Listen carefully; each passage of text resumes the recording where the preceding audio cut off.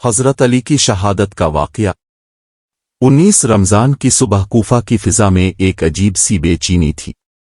Great mask of Kufa کی دیواریں خاموش تھیں، پرندے بے چین تھے اور فضا میں ایک عجیب اداسی چھائی ہوئی تھی۔ اسی صبح امیر المومنین علی بن ابی طالب فجر کی نماز کے لیے مسجد میں تشریف لائے۔ آپ اللہ کی عبادت میں مشغول تھے اور سجدے میں سر جھکائے ہوئے تھے۔ اسی لمحے ایک شخص جس کا نام بن تھا آگے بڑھا۔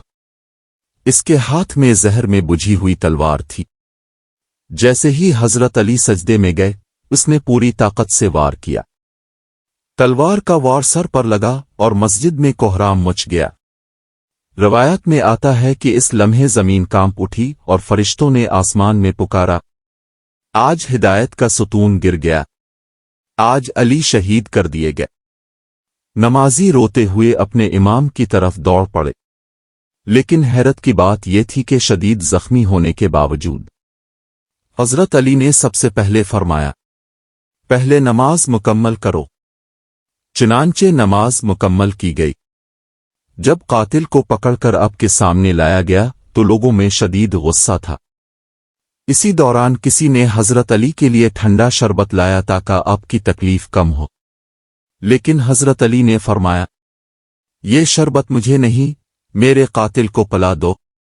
پھر آپ نے فرمایا، اس نے مجھ پر ایک وار کیا ہے، اگر میں دنیا سے چلا جاؤں تو تم بھی اس پر صرف ایک ہی وار کرنا، اس کے جسم کی بے حرمتی نہ کرنا۔ یہ عدل اور رحم کی ایسی مثال تھی جو تاریخ میں کم ہی ملتی ہے۔ شدید زخمی حالت میں حضرت علی کو گھر لے جایا گیا۔ آپ نے اپنے بیٹوں حسان بن علی اور بن علی کو نصیحت فرمائی کہ ہمیشہ حق کا ساتھ دینا، مظلوم کی مدد کرنا اور نماز کو کبھی نہ چھوڑنا۔ 21 رمضان کو آخرکار وہ لمحہ آ گیا جب علی بن ابی طالب اس دنیا سے رخصت ہو گئے۔